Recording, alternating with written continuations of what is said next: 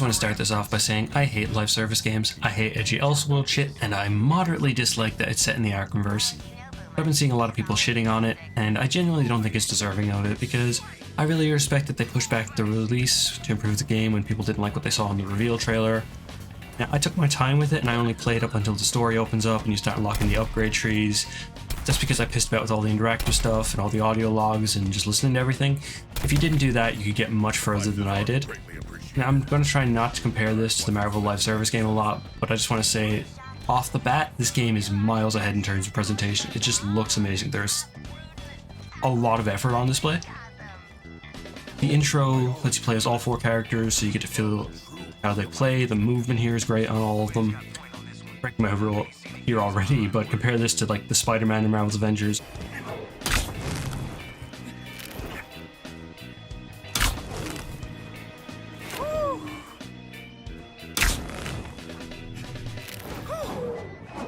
Or like Arkham Knight's traversal, and it's night and day.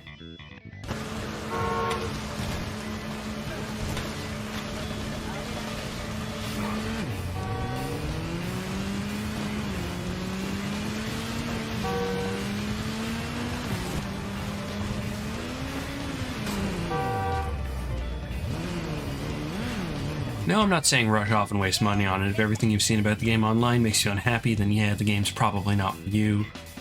But if you have the money to spend, and especially if you play on PC with Steam's very generous 2-hour refund policy, what do you got to lose? Either try the game out and refund it, in which case the next game you buy is essentially free, because that's definitely how math works, or you have fun. And the game is pretty fun. The combat is satisfying, there's a ton going on, from movement to active reloads, and shield regen from killing enemies in a specific way. I was actually struggling with wrangling all of the mechanics together during my playtime so far, but in a good way. Not there's too much going on and nothing makes sense, but once I learn all the mechanics and get into the flow state, I'm going to feel like a god kind of way.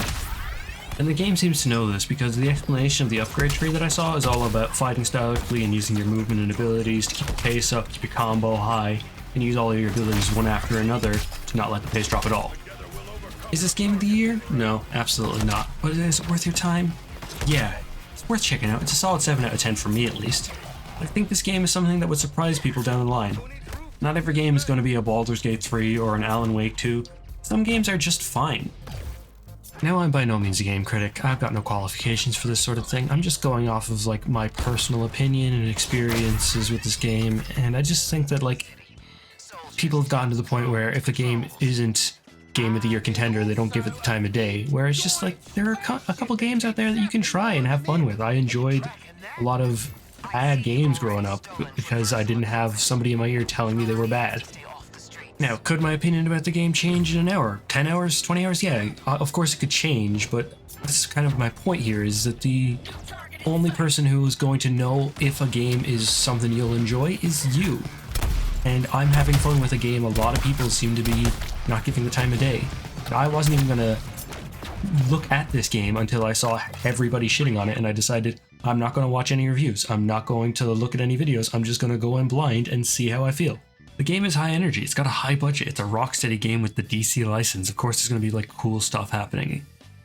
You got Brainiac's massive ship in the background moving around, and then you got like, okay, spoilers for early game stuff.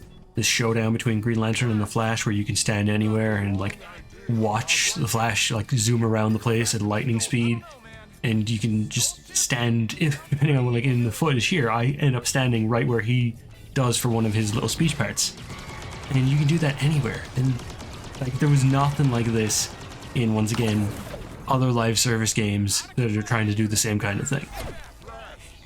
And I think it's commendable that they're, after putting in the kind of effort for this stuff to happen in-game as opposed to a cutscene. This is pretty different than what I would usually upload to the channel. I don't typically do these sort of opinion pieces on games, but I felt like I wanted to just put my opinion out there and maybe see if I was just picking up on all the negativity about the game and there was actually some people enjoying it. So let me know if you like to see more of these opinion pieces down the line. I don't really think they'll be like replacing the more simple play a game and talk or streams that I typically do, but I wouldn't be opposed to doing these more in the future because I did actually enjoy making this, and thank you for watching. Task Force X, your new mission is to kill the Justice League.